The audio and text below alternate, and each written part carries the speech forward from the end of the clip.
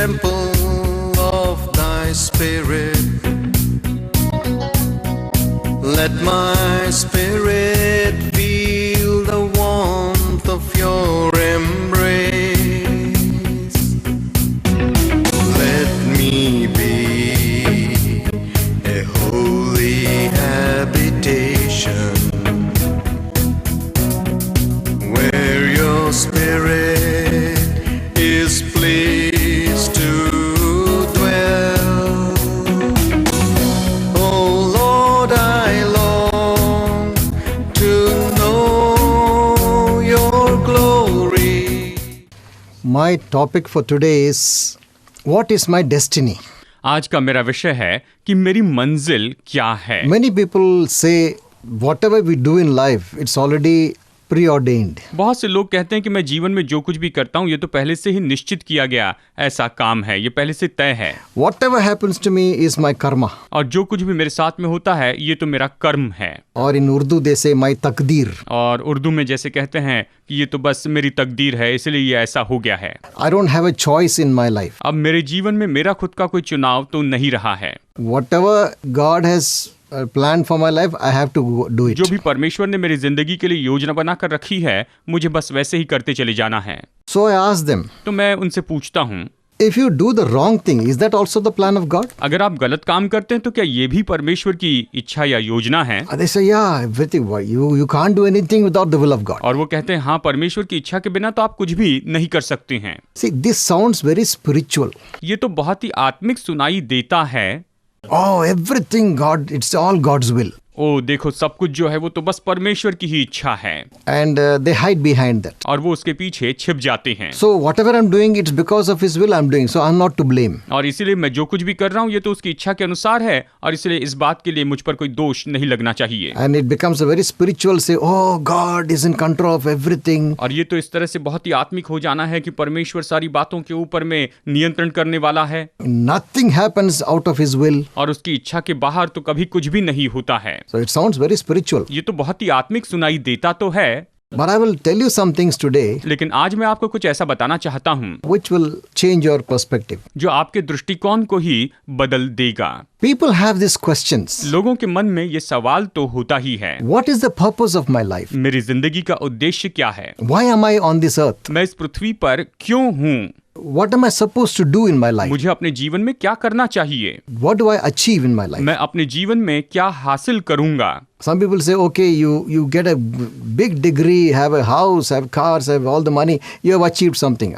Is that what your achievement is? कुछ लोग कहते हैं अच्छी बड़ी डिग्री लो, उसके बाद में अच्छी नौकरी करो, बहुत पैसा कमाओ, बड़ी कार लो, बड़ा बंगला लो और इस तरह से अपने जीवन को जियो। क्या यही सब कुछ होता है? I will give you two people. मैं आपको दो लोगों के बारे में A बताऊं। man has studied, got a high degree, got everything, got all the money and the properties. और एक आदमी ने बहुत ज्यादा पढ़ाई की, बहुत अच्छी डिग्री ली और उसने बहुत अच्छी नौकरी ली, बहुत सी प्रॉपर्टी बना ली। Another man doesn't have that much of property.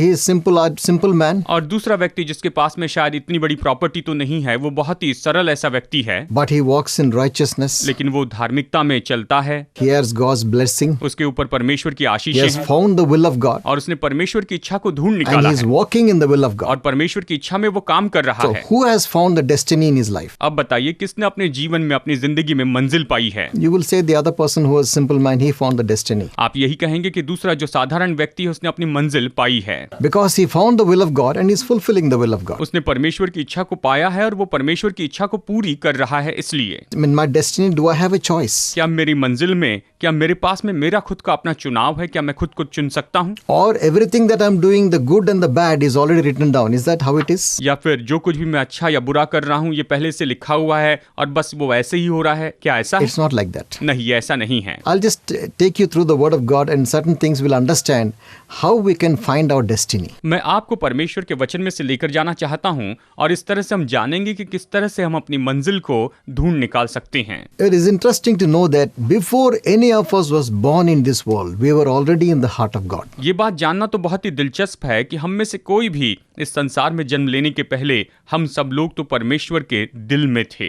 We are born after 9 months of pregnancy normally. और सामान्य रूप में देखा जाए तो 9 महीने की गर्भधारणा के बाद में हमारा जन्म हुआ। Then we become a human being, I mean, on the earth. और इस तरह से हम इस पृथ्वी पर एक मनुष्य के रूप में जन्मे। Till then, we are in the secret place of the womb of the mother. और उसके पहले तो हम माँ के गर्भ में यानी गुप्त स्थान पे रहते हैं। But the Bible says, लेकिन बाइबल कहती है, I will read that passage from Psalms 139 and verse 13. भजन संहिता 139 वचन 13 से हम यहाँ पर इस वचन को पढ़ते हैं। The psalmist says, "You made all the delicate inner parts of my body and knit me in my mother's womb." This is a new Living Translation. इसका एक अनुवाद कहता है, मेरे मन का स्वामी तो तू ही है, तूने मुझे माता के गर्भ में रचा, यानी तूने मेरे हर एक भागों को बनाया, हर एक अंगों को बनाया, और तूने मुझे इस तरह से माँ के गर्भ में रचा। And verse 15 says, "You watched me as I was being formed in utter seclusion, as I was woven together in the darkness of the womb." जब मैं गुप्त में बनाया जाता और पृथ्वी के नीचे स्थानों में रचा जाता था, तब मेरी हड्डियां तुझसे छिपी न थी। यानी जब मैं बनाया गया उस समय तूने मुझे पूरी तरह से बनाए जाते हुए देखा। And verse 16 says, "You saw me before I was born.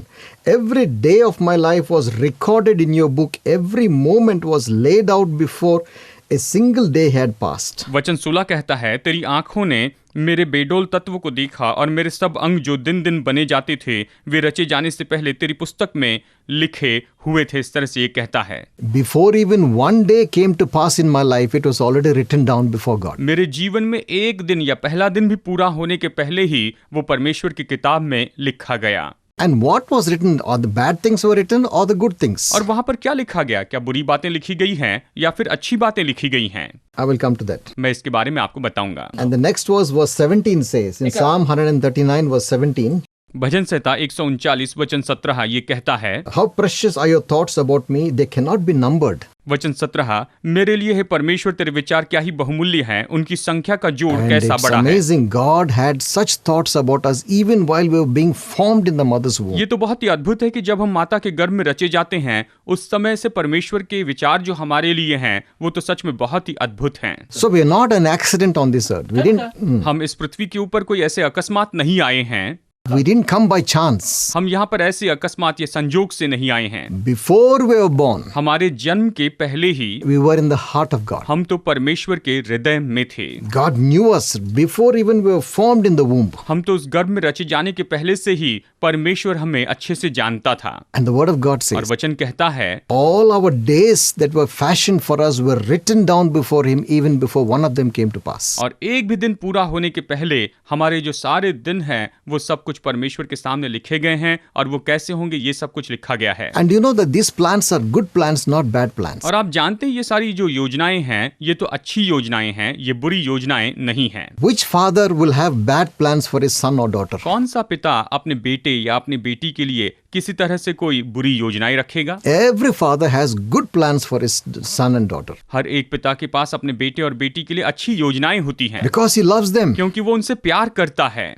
because they came from him. क्योंकि वो उसी में से आए हैं। So he loves them because they are part of him. वो उसके भाग हैं, उसके अंश है, इसलिए वो उनसे बहुत प्यार करता है And he will do whatever he can for their good. और उनकी भलाई के लिए वो जो कुछ भी कर सकता है वो करता है, And whatever he has belongs to them. और जो कुछ भी उसका है वो सब कुछ उसके बच्चों का है। And when he makes a will, he'll put them, this thing goes to my daughter, my son. He will give them all that he has. और जब वो अपनी वसीयत बनाता है तो वो कहता है कि मेरे बेटे को मैं ये दूंगा, मेरी बेटी को मैं वो दूंगा, उनके नाम पर वो लिखता है। When we began in the heart of God, जब हम परमेश्वर के दिल में शुरू हुए हैं, God also has the Father's heart. परमेश्वर के पास में भी ऐसा ही पिता का दिल है, He wants to give the best for His children. और वो अपनी संतानों को सबसे उत्तम देना चाहता है। And the plans that He has for us were good plans. और उसकी योजनाएं जो हमारे लिए हैं वो तो सच में बहुत ही अच्छी योजनाएं हैं। The Bible says in Jeremiah 29 and verse 11, यिर्मयाह अध्याय 29 वचन 11 में बाइबल इस तरह से कहती है, "For I know the plans that I have for you, declares the Lord, plans for good and not for disaster,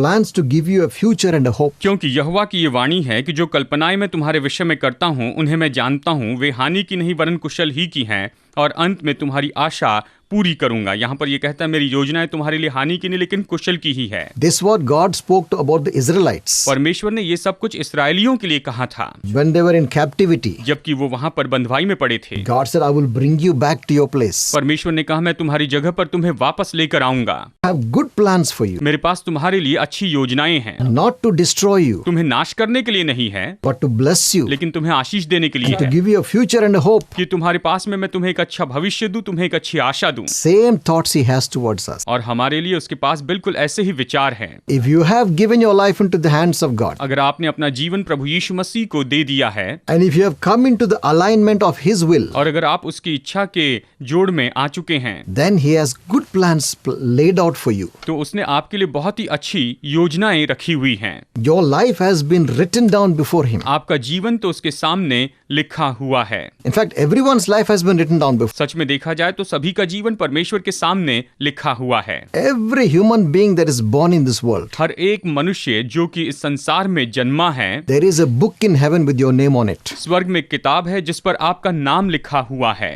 Because we read in Psalm 139, in your book all my members were written before even one of them came to pass. और क्योंकि भजन संहिता 139 में हम पढ़ते हैं कि तेरी किताब में मेरे सारे अंग बनाए जाने के पहले से मेरे बारे में सब कुछ लिखा हुआ है, इस तरह से यहाँ पर भजनकार कहता है। I have a book in heaven, स्वर्ग में मेरी एक किताब है and my name is on that book. और मेरा नाम उस किताब पर लिखा है। You have a book, your name is on it. और आपकी भी एक किताब है, उस पर आपका नाम लिखा है। And in that book, in that pages, और उस किताब में, उन पन्नों में God's wonderful destiny for your life is mentioned in those pages. आपकी जिंदगी के लिए परमेश्वर की जो अद्भुत मंजिल है वो वहां पर उन पन्नों में लिखी गई है।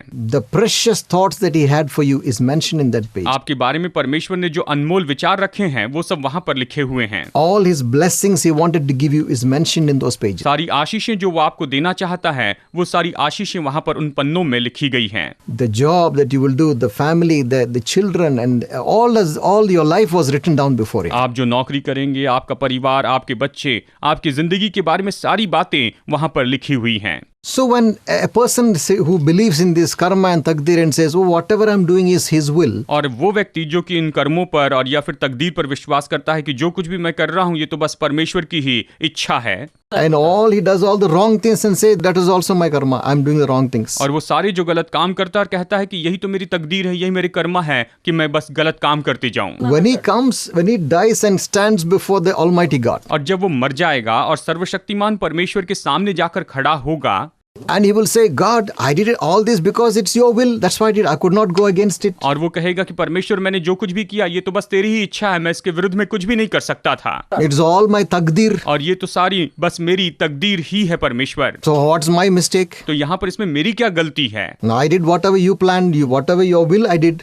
तूने जो कुछ योजना बनाई थी, जो तेरी इच्छा थी, मैंने वही किया। Then God will say, परमेश्वर उससे no, कहेगा, I'm just imagining. जरा आप कल्पना कीजिए, He'll call an angel, और वो एक स्वर्गदूत को बुलाएगा, go and bring his book from the library. जाओ लाइब्रेरी में से इसकी जो किताब है जिसके ऊपर इसका नाम लिखा है वो लेकर आओ। They'll bring the book with your name on it. और वो उस किताब को लेकर आएंगे जिस पर आपका नाम लिखा होगा। God will open that book. और परमेश्वर उस किताब को खोलेगा Said, in this book, और कहेगा, इस किताब में my thoughts for you were written in this book. मेरे विचार जो तुम्हारे लिए वो इस किताब में लिखे गए हैं। I never planned for you to commit evil and sin. मैंने कभी योजना नहीं बनाई थी कि तुम कुछ बुराई करोगे या फिर तुम किसी तरह से कोई पाप करोगे। I never did anything so that you will go off to hell. और मैंने कभी ऐसा कुछ नहीं किया जिसके कारण तुम सीधे नरक में चले जाओगे। I had good plans for you. मैंने तुम्हारे लिए अच्छी योजनाएं रखी थी। But you did whatever you wanted. लेकिन तुम जो कुछ भी चाहते थे तुमने बस वैसे ही किया। And he will tell the angel, और वो स्वर्गदूत से कहेगा, now read his book. अब इसकी किताब तुम पढ़ो Let him hear it. और ये इसे सुनने पाए What I had for him. कि मैंने इसके लिए क्या रखा था। And then he'll ask you, did you live according to that? और फिर वो आपसे पूछेगा, क्या तुम इसके अनुसार अपना जीवन जिए हो? That time you will be dumbstruck. You won't have any words to say. और उस समय आप कुछ भी नहीं कह पाओगे, आप चुपचाप रहोगे। You were deceived. आप तो धोखा खा चुके हैं। You thought whatever you do is God's will. आपने सोचा था कि आप जो कुछ भी करते हैं ये परमेश्वर की इच्छा है।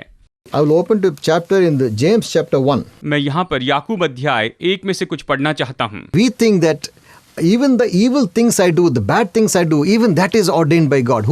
That's a lie. और हम ये सोचते हैं कि जो बुरे काम हम करते हैं, जो बुरी या दुष्टता के जो काम करते हैं वो परमेश्वर ने नियुक्त किए हैं, ये तो पूरी तरह से झूठ है। Everything is the will of God. That's not true. सब कुछ परमेश्वर की इच्छा है, ये बात सच नहीं There है। is so much of evil in the world. इस संसार में इतनी बुराई है। How can you say the evil is also the will of आप God? कैसे कह सकते हैं कि ये जो बुराई है ये भी परमेश्वर की इच्छा है? When someone goes and kills somebody, young person, is that the will of God? अगर कोई जाकर किसी नौजवान की हत्या कर देता है तो क्या ये भी परमेश्वर की इच्छा है? And someone goes and spoils a young girl, is it the will of God? अगर कोई जाकर किसी नौजवान लड़की की जिंदगी को बर्बाद कर देता है, क्या ये भी परमेश्वर की इच्छा है? When there's murders and rapes and killings and stealing, is that the will of God? जिस तरह से हत्या, बलात्कार और चोरी और ये सब कुछ गलत काम जो हो रहा है, क्या ये भी परमेश्वर की इच्छा ही है? Let us not deceive ourselves. नहीं, आइए हम अपने आप को धोखा न दें। That is not the destiny God has for us. परमेश्वर ने हमारे लिए ये मंजिल नहीं रखी है। See, it says in the book of James chapter 1 देखिए, याकूब की पत्री अध्याय 1 में ये कहता है, and verse 13. वचन 13 में, Let no one say when he is tempted, I am being tempted by God. For God cannot be tempted by evil, nor does he tempt anyone. जब किसी की परीक्षा हो तो वो ये न कहे कि मेरी परीक्षा परमेश्वर की ओर से होती है, क्योंकि न तो बुरी बातों से परमेश्वर की परीक्षा हो सकती है और न वो किसी की परीक्षा आप करता है। It says in verse 14, each one is tempted when he is carried away and enticed by his own lust. वचन 14 कहता है, परंतु प्रत्येक व्यक्ति अपनी ही अभिलाषा से खींचकर और फंसकर परीक्षा में पड़ता है। ये स्पष्ट हमें बता देता है। And when that lust is conceived, it gives birth to sin. And when sin is accomplished, it brings forth death. वचन 15, फिर अभिलाषा गर्भवती होकर पाप को जनती है और पाप जब बढ़ जाता है तो मृत्यु को उत्पन्न And verse करता है। 16 says, do not be deceived, my brethren. और वचन 16 है, मेरे प्रिय भाइयों, धोखा न खाओ। And it goes on to say that every perfect and good gift comes from God the Father. और आगे कहता है, क्योंकि हर एक अच्छा वरदान और हर एक उत्तम दान ऊपर ही से पिता परमेश्वर की ओर से आता है। यह हमें यहाँ पर बताता है। And God is the God of light, and there is no shadow of turning with God. और ज्योतियों के पिता की ओर से मिलता है, जिसमें न कोई परिवर्तन हो सकता है, न अदल बदल के कारण उस पर छाया पड़ती है। So when we do the wrong things, you cannot point a finger at God and say it's because of your will, my takdir, I did all this. No. और जब हम कुछ गलती करते हैं तो हम परमेश्वर पर उंगली उठाकर ये नहीं कह सकते कि प्रभु ये तो तेरी इच्छा थी और ये तो मेरी तकदीर थी, इसीलिए मैंने ये सारा गलत काम किया है। That was not your destiny. ये आपकी मंजिल नहीं है। You chose the wrong thing. आपने खुद गलत बातों का चुनाव I किया। have chosen to commit sin. आपने खुद चुनाव किया कि आप इस तरह से पाप करते चले जाएंगे। And I cannot blame God for it. और मैं इसके लिए परमेश्वर पर कोई दोष नहीं लगा सकता हूँ। We just now read. अभी हमने इसे पढ़ा है। God cannot be tempted with evil, nor does he tempt any man with evil. बुराई से परमेश्वर कभी किसी की परीक्षा नहीं करता और ना ही वो किसी की परीक्षा करता है। We have to understand. हमें इसे समझना होगा। God is righteous, God is holy. परमेश्वर तो धर्मी है, परमेश्वर पवित्र है। And what he has written for us in our book is good things and righteous things and holy things. और उसने हमारी किताब में जो कुछ भी लिखा है वो तो अच्छी चीजें हैं, वो तो धार्मिकता की चीजें हैं और वो तो पवित्र चीजें हैं। ऐसी बातों को उसने हमारे लिए लिखा है। But we have taken the wrong path. लेकिन हमने उसमें से गलत मार्ग ले लिया है। We have chosen to do the wrong things. हमने गलत बातों का चुनाव किया है। God has given us a free choice. परमेश्वर ने हमें स्वतंत्र इच्छा शक्ति दी है। He gives all the good inputs for us to make a right choice, but the choice is still ours. वो हमें अच्छी बातें देना चाहता है, लेकिन चुनाव तो हमारा है। हमें यहाँ पर सही बातों को और अच्छी बातों को चुनते चले जाना है।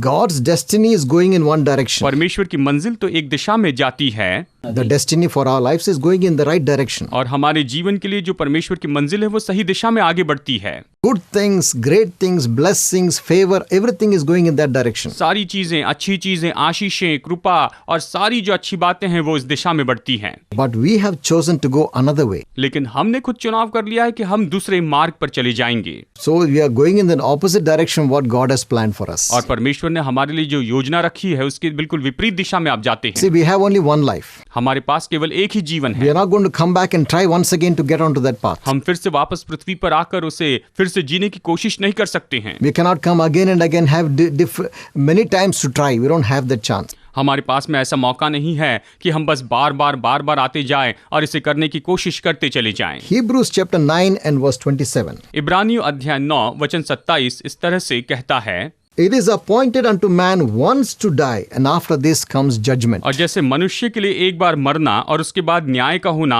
नियुक्त है। यहाँ पर ये इस तरह से कहता है। It's so important for us to understand this. Only one life we have. हमें ये समझना बहुत ही जरूरी है कि हमारे पास केवल एक ही जिंदगी है। When we die and leave this world, और जब हम मरकर इस पृथ्वी को छोड़कर चले जाएंगे, we're not going to come back. हम वापस आने वाले नहीं हैं। The next thing is the judgment. और फिर उसके बाद में जो अगली बात होगी वो तो न्याय है। Now, this judgment, there are two types. One is for the Christians who the work that they have done, they'll be judged. That's different. ये जो न्याय है यानी दो तरफा है।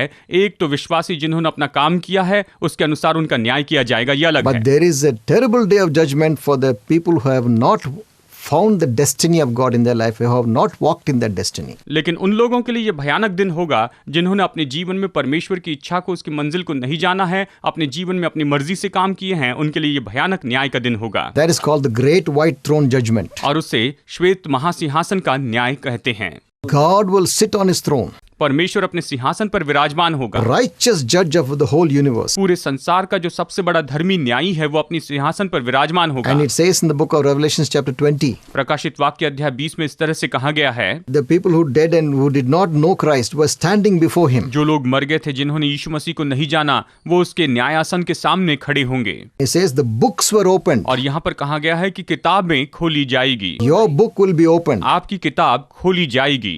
What you have been doing on this life. आप इस जीवन में क्या करते आए हैं, ये सारी बातें प्रकट हो जाएगी। That time you will be judged for what you have done. और उस समय आपने जो कुछ भी किया है उसके अनुसार आपका न्याय होगा। And it will be a terrible time. और ये तो बहुत ही भयानक ऐसा समय होगा। If our sins have not been forgiven, if we have not aligned ourselves with His destiny, it will be a terrible time. अगर हमने अपने पापों की क्षमा नहीं पाई है, अगर हम उसकी मंजिल के साथ में नहीं जुड़े हैं, तो निश्चय ये तो हम लोगों के लिए बहुत ही भयानक ऐसा समय होगा। There will be no escape. और बचाव के लिए कोई मार्ग नहीं होगा। We have to make sure that we enter the destiny of God for our life, and then we will come to the good hope that God has for us. हमें निश्चित करना है कि हमारे जीवन के लिए हम परमेश्वर की उस मंजिल में प्रवेश करें और उसके बाद में परमेश्वर की ओर से हम अपने जीवन में बहुत ही अच्छी आशा प्राप्त करेंगे। It's not the will of God any one of us should go to hell and be punished in ये hell. तो परमेश्वर की इच्छा नहीं है कि हम में से कोई भी नरक में जाए और वहां पर दंड भुगते। In 2 Peter chapter 3 and verse 9, दूसरा पत्रस अध्याय 3 वचन 9 में हम इस तरह से देख सकते हैं, it says, The Lord is not slow concerning His promise, as some count slowness, but is patient towards you, not wishing that anyone should perish, but that all should come to repentance. प्रभु अपनी प्रतिज्ञा के विषय में देर नहीं करता, जैसे देर कुछ लोग समझते हैं, परंतु तुम्हारे विषय में धीरज धरता है और नहीं चाहता है कि कोई नाश हो, वरन ये कि सबको मन फिराव का अवसर मिले। इस तरह से यहाँ पर यह हमें बताता है। So now you understand that there is a good book written for your life in heaven. अब आप इस बात को समझ गए हैं कि स्वर्ग में आपके लिए एक अच्छी किताब लिखी हुई है। But if you're doing the mistakes, that is not the will of God, that was your own choices. लेकिन अगर आप गलतियां कर रहे हैं तो ये परमेश्वर की इच्छा नहीं है, ये तो आपका खुद का अपना चुनाव है।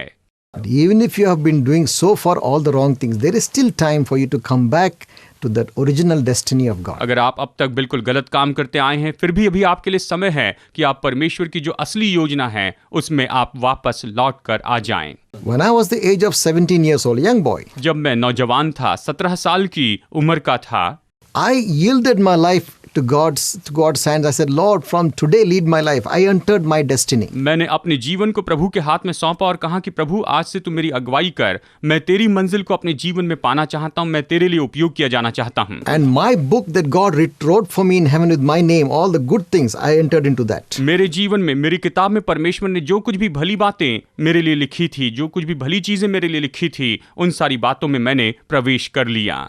And from then till now, I've been walking in that book, my destiny God had prepared for my life. और तब से लेकर अब तक मैं अपने जीवन में उस किताब के अनुसार जो भी मंजिल मेरे लिए लिखी गई थी उसमें चलते आ रहा And I हूँ। know that when I leave this world, I'm not going to go to hell. I'm going to stand before Him with confidence that I have lived my life according to His will. और जब मैं संसार को छोड़कर जाऊंगा तो मेरे अंदर में भरोसा होगा कि मैं अपने जीवन में उसके सामने दुखी होकर खड़ा नहीं होऊंगा, लेकिन उसकी इच्छा पूरी करके खड़ा And I'm रहूंगा। not going to go to hell और मैं नरक में नहीं जाऊंगा, because I've entered my destiny which God prepared for me. क्योंकि परमेश्वर ने मेरे लिए जो मंजिल रखी है उस मंजिल में मैंने प्रवेश कर लिया है। Now, a question I have for you. अब मेरे पास आपके लिए यही सवाल है, How do you get into your destiny? आप अपनी मंजिल में किस तरह से आ जाएंगे? You have been living your life and doing so many wrong things till now. आप अब तक अपने जीवन में बहुत सी गलतियां करते जी रहे हैं। Maybe you have been addicted to evil habits. शायद हो सकता है कि आप बुरी आदतों के आदी हो, You have stolen many things. आपने बहुत कुछ चुरा लिया हो, You have done a lot of immoral things. आपने बहुत से अनैतिक ऐसे काम किए हो, You have done many wrong things. और आपने बहुत सी गलतियां की हो, But that was not the destiny for you. लेकिन ये आपके लिए मंजिल नहीं है।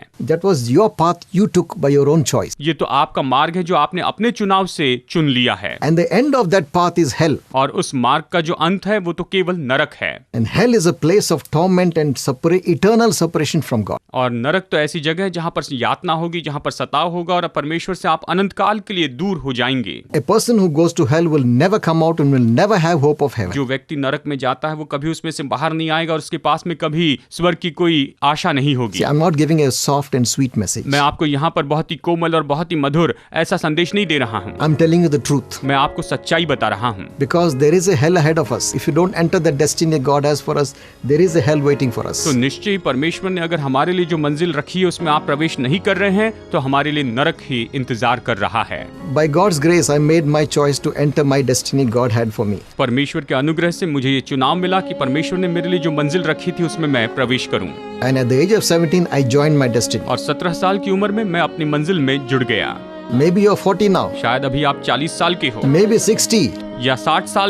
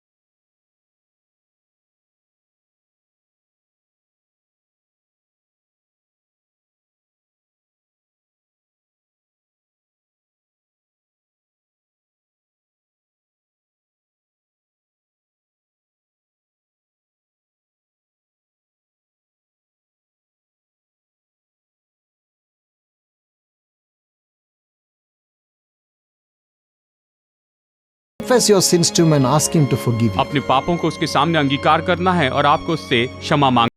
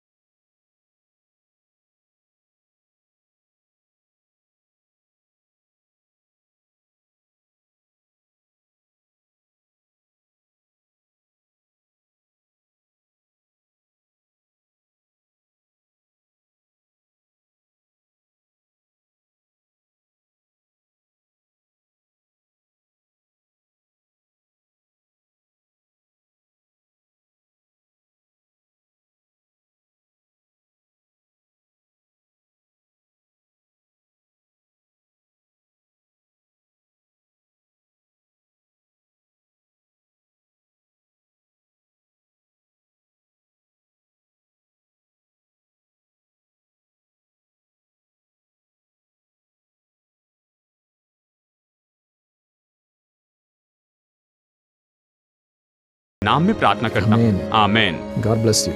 परमेश्वर आपका आशीष। See you next week. अगले हफ्ते मुलाकात होगी।